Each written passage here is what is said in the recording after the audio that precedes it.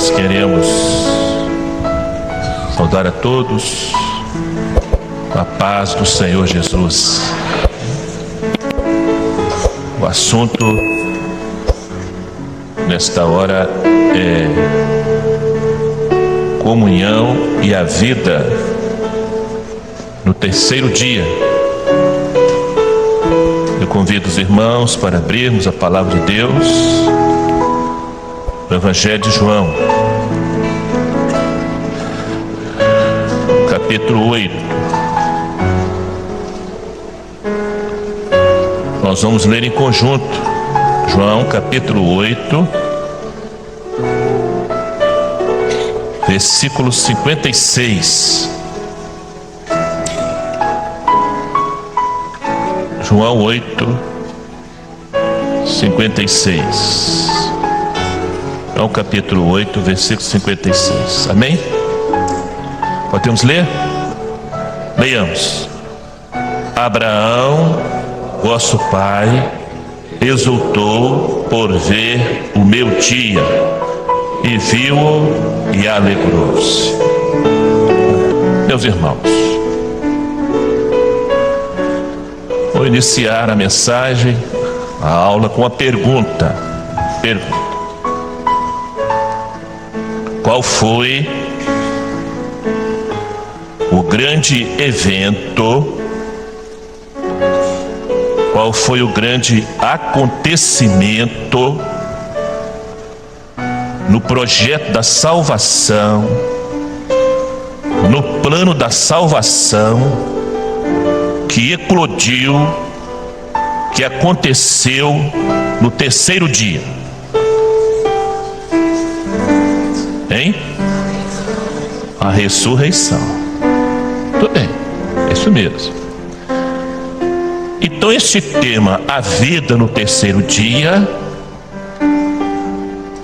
é uma abordagem sobre a doutrina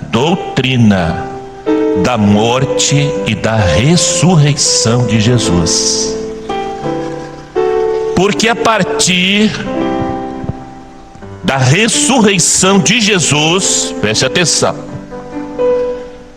Deus inaugurou uma nova forma de operar no mundo,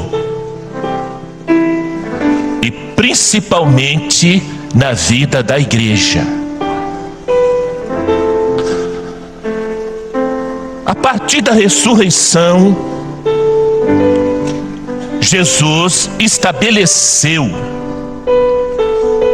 ele deixou um outro legado para a igreja, não mais para o mundo. Ele deixou um legado para a igreja, que é uma outra doutrina fundamental para a vida da igreja, que é a comunhão.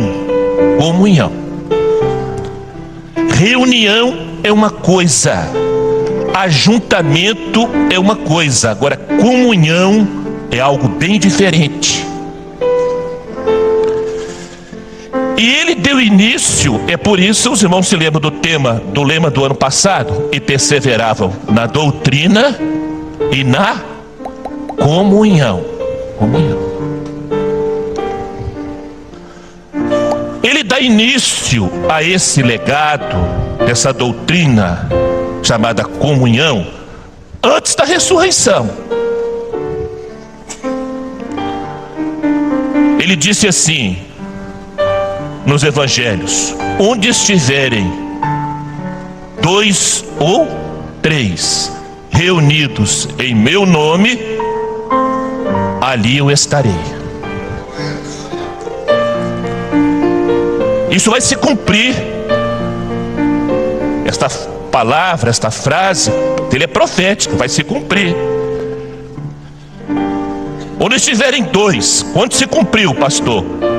Se cumpriu quando Maria foi ao sepulcro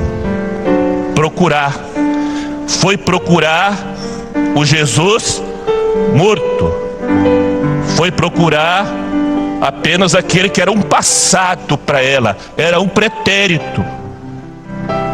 E preste atenção, meus irmãos, preste atenção nos evangelhos, depois da ressurreição, nenhum deles reconheceu Jesus de imediato. Não reconheceu por quê? Ele tinha mudado de aparência? Não. Mas havia um mistério, havia um segredo, havia algo diferente. Então ela confundiu Jesus com um jardineiro e perguntou a ele: onde colocaram o corpo do meu Senhor? Aí Jesus se virou para ela e falou assim: Maria. Quando ele falou Maria, ela falou assim: Rabone. Rabone, mestre. Onde estiverem dois, ali estava Maria e Jesus. Ali está o primeiro ensino que ele queria deixar sobre a comunhão. Quando ela falou Rabone, ele estava falando então de mestre, que é ensino. Então a comunhão da igreja, tipificada ali em Maria, estava agora no ensino. Então, na comunhão, é só na comunhão, meus irmãos, só na comunhão que o Espírito Santo pode ensinar aquilo que o Senhor quer que aprendamos. Não é cultura de pastor, não é eloquência de pastor, não é argumento teológico, é na comunhão. Na comunhão, aquele que é culto, o inculto, aquele que é pobre, aquele que é rico, aquele que tem classe social alta ou baixa, isso não tem valor nenhum na comunhão. Porque na comunhão o Espírito Santo age. Ele ensina a mim, a você, a qualquer um. Ensinou a Pedro, que era um pescador, ensinou a Paulo, que era culto. Não tem distinção. Então a igreja na comunhão, ela aprende, ela tem o ensino revelado.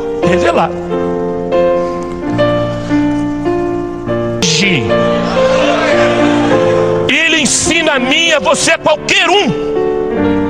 Ensinou a Pedro, que era um pescador, ensinou a Paulo, que era culto. Não tem distinção. Então a igreja na comunhão, ela aprende, ela tem o ensino revelado.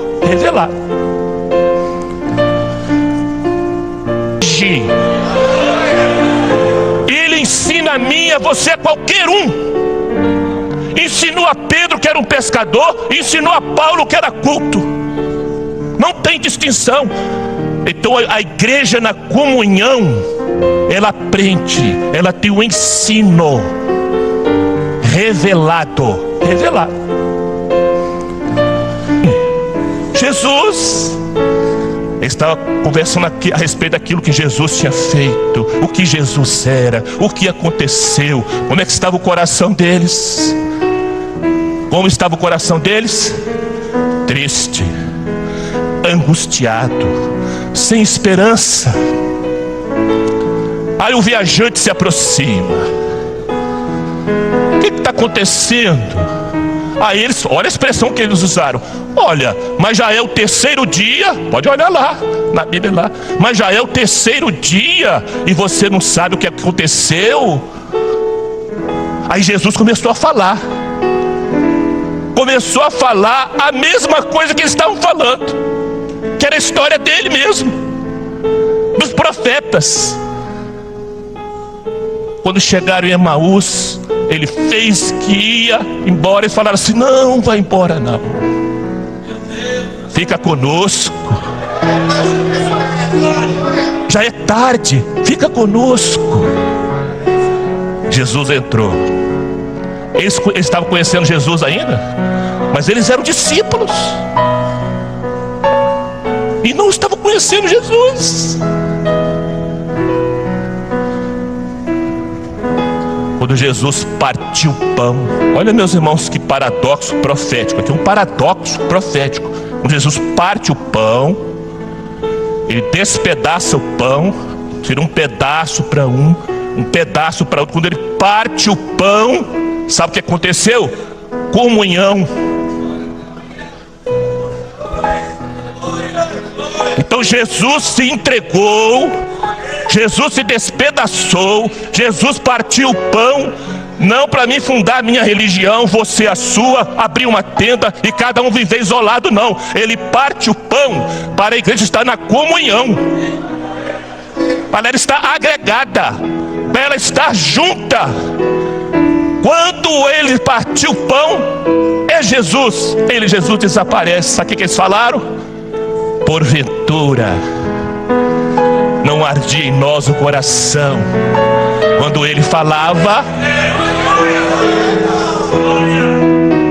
Palavra da vida é a história que eles estavam contando. Palavra da vida, a história de Jesus, o que tinha acontecido, mas o coração dele estava triste, angustiado, sem esperança. Mas quando Jesus falou, palavra viva, o coração deles ardeu. Palavra da vida sacia intelecto, palavra viva alimenta a alma. O coração arde. Todas as vezes nesse púlpito aqui que a palavra for viva, seu coração vai arder. Quando ela for só da vida, é seu intelecto, conhecimento. Não estiverem dois, ele e Maria. 3, os 2 discípulos e ele. Depois Jesus vai se revelar, vai aparecer na segunda vez. Eles estavam reunidos no cenáculo, com medo, a portas fechadas. Jesus entrou. Então, com Maria é o mestre, é o ensino. Com os 2 discípulos, ele se revela na comunhão como companheiro. É o amigo fiel, é o amigo de todas as horas, é o amigo que não fala mal de você quando você dá as costas, é o amigo que não aponta seus defeitos, é o amigo que sabe suas fraquezas, é o amigo que sabe das suas lutas, é o amigo que sabe dos seus problemas. Ele é o divino companheiro no caminho.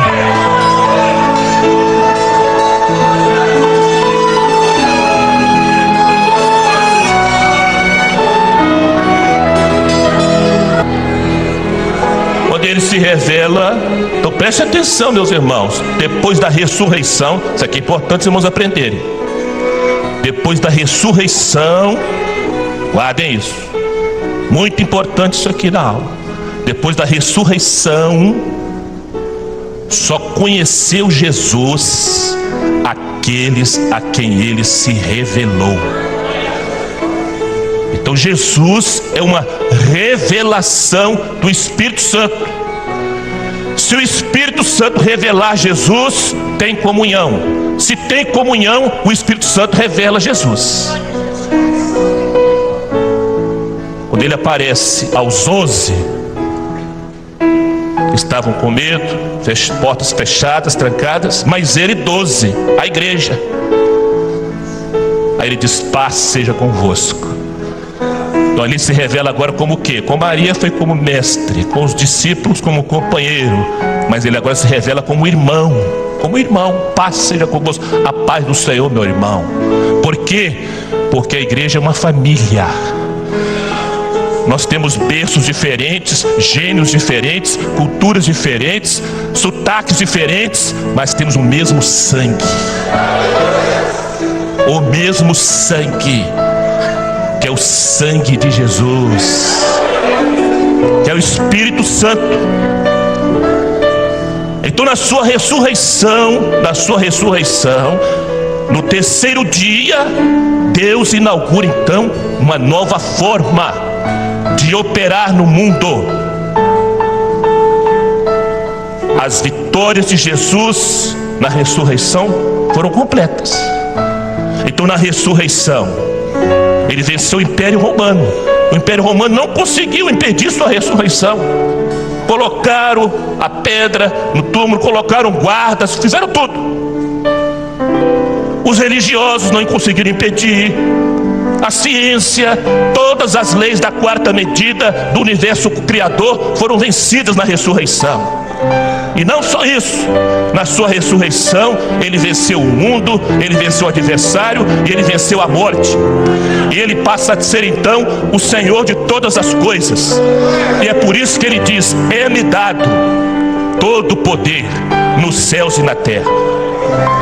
Então, meus amados, todas as vezes que você lê na Bíblia caminho de 3 dias, ao terceiro dia glorifique o Senhor, se alegre, porque ali tem uma história profética, ali tem uma profecia, ali está profetizada a morte e a ressurreição de Jesus.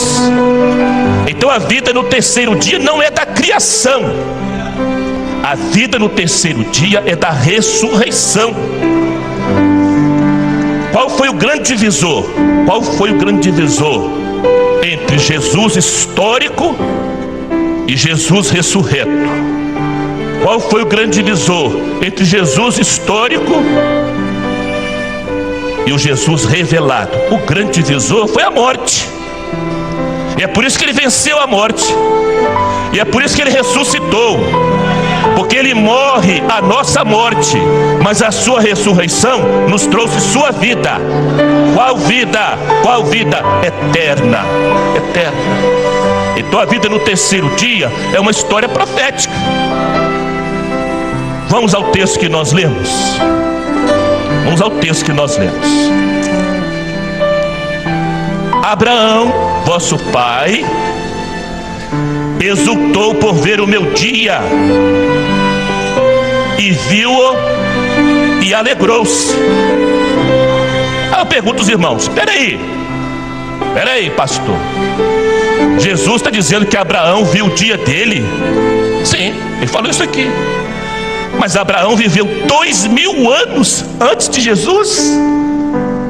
Como é que Abraão viu o dia de Jesus? Como é que Abraão viu o dia da glorificação dele? Como é que Abraão viu o dia da salvação? Como é que Abraão viu o dia da ressurreição? Da mesma forma que a igreja hoje vê o dia do arrebatamento, da mesma forma que a igreja hoje vê o dia dela na glória, através do profético, através da revelação, não é através de razão, nem de história. Quando foi que Abraão viu esse dia?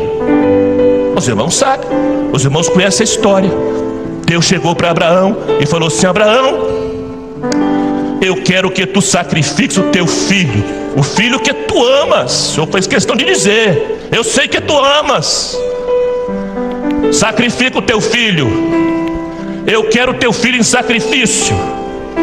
E você vai sacrificar no monte que eu vou te mostrar. Não é você que vai escolher, não. Eu vou escolher o lugar para você sacrificar o menino.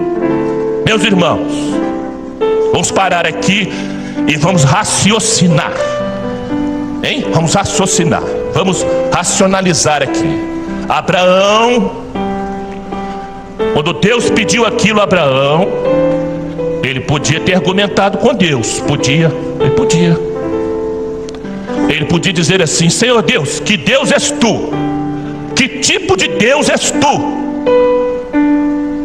Que quando eu tinha 75 anos de idade, a minha esposa estéril, o Senhor me fez uma promessa, que me daria um filho, que eu seria pai de uma multidão, de uma grande nação. Eu confiei na tua promessa, eu criei na tua promessa. Demorou 25 anos para a promessa se cumprir, porque Isaac só foi nascer quando Abraão tinha 100 anos. Mas a promessa cumpriu. Passou 5 anos, 10 anos, 15 anos, 20 anos, 25 anos. Deus tem promessa sobre a sua vida, meu irmão.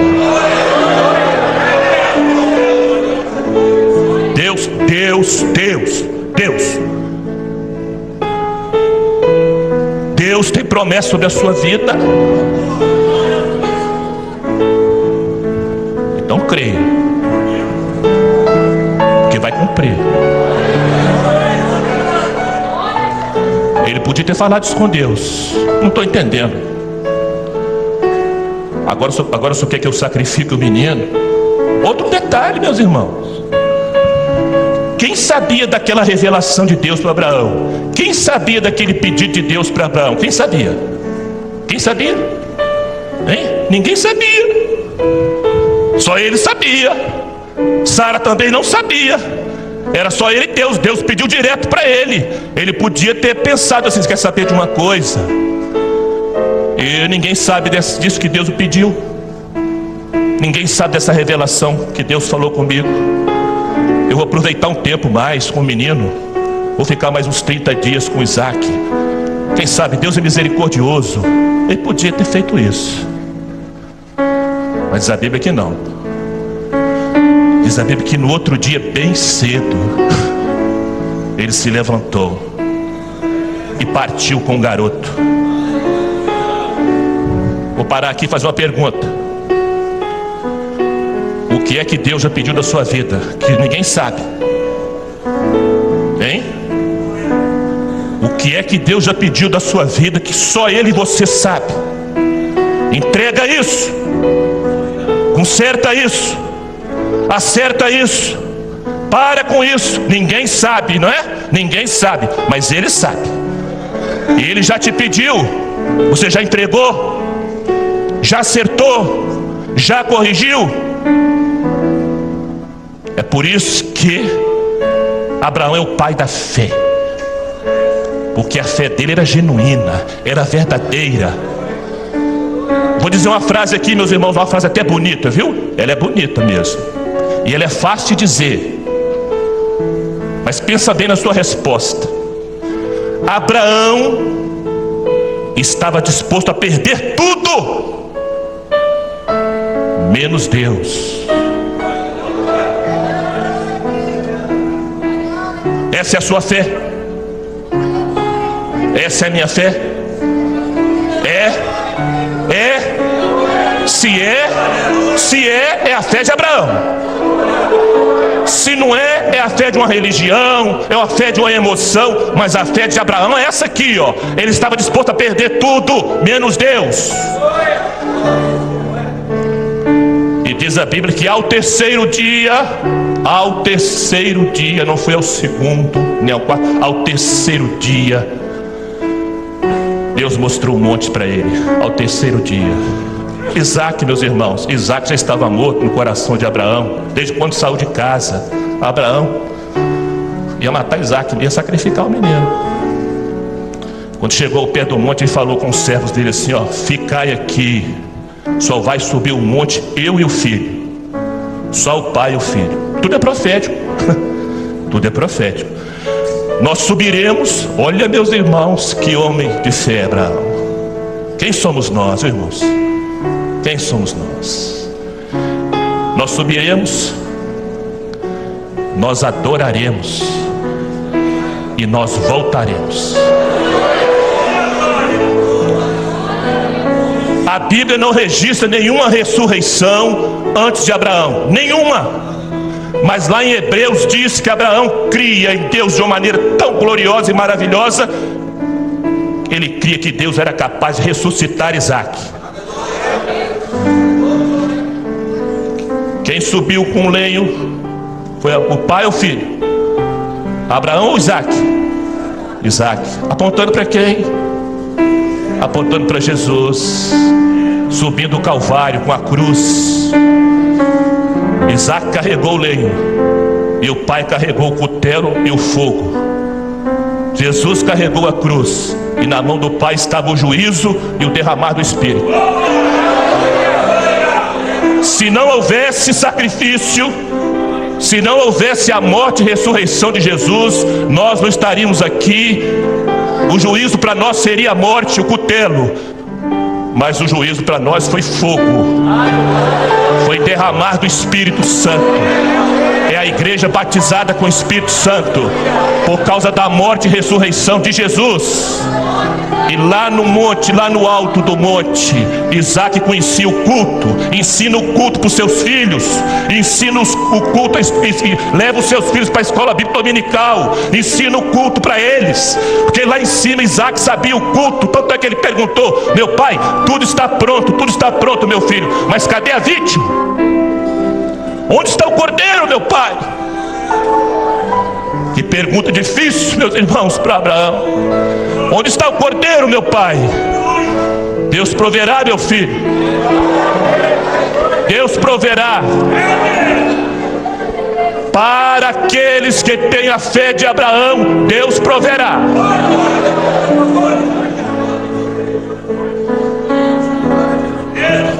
Lá no monte ele viu, quando ele levantou o cutelo, o anjo bradou do céu: Abraão, Abraão, não faças tal, ali está o cordeiro. Isaac ressuscita para Abraão ali. Até ali Isaac já estava morto. Quando o céu falou, Isaac ressuscitou. Foi lá que Abraão viu, profeticamente ele viu o dia da salvação, o dia da ressurreição, o dia da glorificação do Cordeiro de Deus, o nosso Salvador. Estamos terminando, meus irmãos. Quando Moisés foi falar com Faraó, Faraó, nós precisamos sair embora. Para quê? Porque Deus tem uma festa conosco no deserto. Festa no deserto? Deserto é lugar de festa? Deserto é lugar de festa? Ó, Faraó, não sei se é, mas Deus falou que tem uma festa com o povo no deserto. E ele mandou a gente ir caminho de 3 dias. Ele falou que no caminho de 3 dias tem uma festa. No caminho de 3 dias tem uma festa. Nós estamos aqui em festa. Nós estamos aqui alegres. Nós estamos aqui na comunhão. O Espírito Santo está visitando muito corações. O mundo é um deserto. O mundo não tem nada para nós. Mas nós temos uma festa. A igreja tem uma festa. E esta festa se chama ressurreição. Jesus morreu, Jesus ressuscitou, e Ele vai voltar para buscar a sua igreja. É caminho de 3 dias, Faraó. Sabe o que Faraó falou? Não, vocês podem ir. Caminho de 3 dias não. Faraó falou isso. Vocês podem até ir, mas caminho de 3 dias você não pode não. Vocês podem ir pertinho, eu tenho que ver vocês, mesmo que seja de longe. Vocês têm que ficar perto dos meus olhos. Meus irmãos, sabe por quê? Faraó falou isso, sabe qual é a aplicação profética? Depois que o homem descobre, depois que o homem entende, depois que ele anda o caminho de 3 dias, nunca mais Faraó te alcança, nunca mais o adversário te alcança. E tem muito crente que precisa andar o caminho de 3 dias. Eles andaram o caminho só de 1 dia ainda, mas estão de olho no Egito ainda. E Faraó está de olho em você. Mas se você andar o caminho de 3 dias, nunca mais Faraó te pega. Juízes 14:14. Juízes 14:14. O enigma de Sansão. Sansão vai pelo seu caminho, encontra um filhote de leão. A Bíblia diz que o Espírito do Senhor se apoderou de Sansão. E ele, sem arma, com as suas próprias mãos, ele partiu o leão como se fosse um cabrito, diz a Bíblia. Fendeu ao meio e foi embora. Quando ele voltou, lá estava o leão morto. Mas dentro do leão, preste atenção, dentro da carcaça do leão tinha vida. Tinha um enxame com mel. Ele comeu do mel, diz a Bíblia. Ele deu do mel para o pai dele. Ele deu do mel para a mãe dele. Meus irmãos, Sansão, naquilo que ele não errou, que ele não pecou, ele é tipo do Espírito Santo. O libertador é aquele que conhece o segredo da ressurreição. É aquele que conhece a doçura da ressurreição. É aquele que alimenta a igreja. Nesta caminhada, Sansão vai para o casamento dele. 7 dias durava o casamento naquela época. E era comum o noivo lançar um enigma, lançar uma parábola, contar uma história, para que os convidados pudessem decifrar o enigma. Fazia parte da festa de casamento, preste atenção, fazia parte da festa de casamento descobrir o enigma. Deu para entender? Faz parte da festa de casamento, faz parte antes do arrebatamento, faz parte descobrir o enigma, faz parte descobrir o segredo, faz parte descobrir o que é profético, faz parte da festa. Ele lançou o enigma: do comedor saiu comida e do forte saiu doçura. E diz a Bíblia que em 3 dias não puderam decifrar o enigma. Aí eles foram até a esposa de Sansão, insistiram com ela, e ela chorou 7 dias aos pés de Sansão para ele contar o segredo. E no sétimo dia